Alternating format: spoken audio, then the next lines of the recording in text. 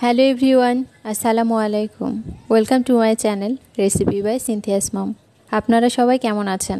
আশা করছি যে যেখানে আছেন সুস্থ আছেন, ভালো আছেন। আমরা আলহামদুলিল্লাহ আল্লাহর অশেষ রহমতে ভালো আছি। আজকে আমি আপনাদের জন্য নিয়ে এসেছি লুডুসের একটা ডেজার্ট রেসিপি। এটা ঠান্ডা ঠান্ডা খেতে অসম্ভব মজার। চলুন তাহলে তৈরি করি। এর জন্য আমি এখানে 100 গ্রামের মতো লুডুস নিয়েছি। আমি কোকাকোলা লুডুস নিয়েছি। এবার লুডুসগুলো ছোট ছোট করে ভেঙে নিয়েছি। নুডলসগুলো সিদ্ধ করার জন্য আমি চুলায় আগে থেকেই একটা কড়াইয়ে পানি দিয়ে নিয়েছিলাম। পানি কিছুটা বলক আসার পরে আমি লুডলসগুলো দিয়ে নিলাম। লুডলসগুলো পুরোপুরি সিদ্ধ করে নিব না, কিছুটা থাকতেই নামিয়ে নিব। বাকিটা রান্না করার সময় সিদ্ধ হয়ে যাবে। আমার লুডলসগুলো সিদ্ধ হয়ে গেছে, এবার আমি এটা নামিয়ে নেব।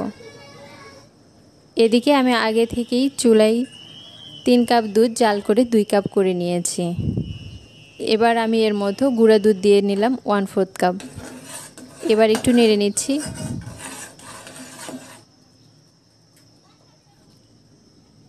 এবার এর মধ্যে নারকেল কোড়া দিয়ে নিলাম 1/4 কাপ। চিনি দিয়ে নিচ্ছি 1/2 কাপ। মিষ্টিটা আপনাদের স্বাদ অনুযায়ী ব্যবহার করতে পারবেন। এবার এর মধ্যে আমি একটা সবুজ এলাচ দিয়ে নিলাম।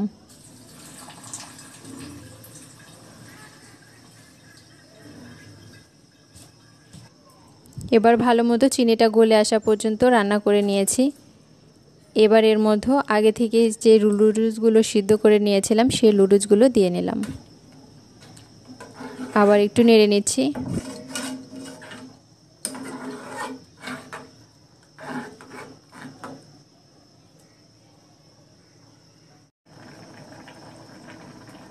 এবার আমি সেই এলাচটা উঠিয়ে ফেলে দিচ্ছি।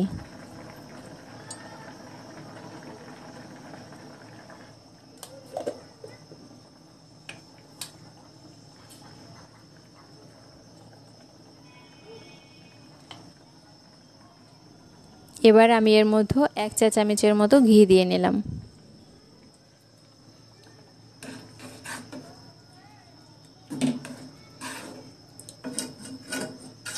এবার আমি আরও 2 মিনিটের মতো রান্না করে নেব। লুডুসটা অনেকটা ঘন হয়ে এসেছে।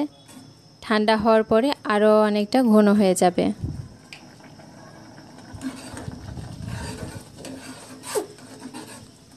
আমার রান্নাটা হয়ে গেছে। এবার আমি নামিয়ে পরিবেশন করব। এর জন্য আমি এখানে একটা বাটি নিয়েছি, বাটিতে উঠিয়ে নিচ্ছি।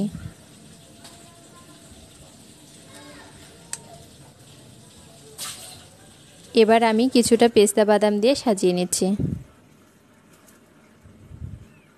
আমার আজকের এই রেসিপিটি যদি ভালো লাগে অবশ্যই একটা লাইক দিবেন, কমেন্ট করবেন এবং শেয়ার করবেন। সাথে আমার চ্যানেলটি সাবস্ক্রাইব করবেন, পাশে থাকা বেল আইকনটি বাজিয়ে দিবেন। আর অবশ্যই একবার বাসায় ট্রাই করে দেখবেন, এটা খেতে অসম্ভব মজার। আজকে এই পর্যন্তই। সবাই ভালো থাকবেন, সুস্থ থাকবেন। আল্লাহ হাফেজ।